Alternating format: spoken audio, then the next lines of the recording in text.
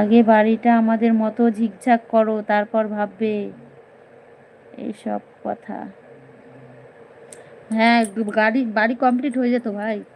মনীষার জন্য তোমার দাদা এখানে 2 কাঠা জায়গা কিনেছে, ওই জন্য আমি বাড়ি ঘরটা ঠিক করতে পারিনি, বুঝলে?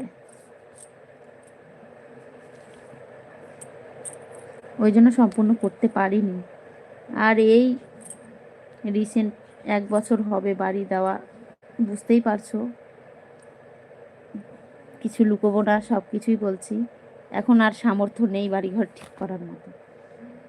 এইভাবে চলি, মেয়ে বড় হতে হতে তারপর ঠিক করব।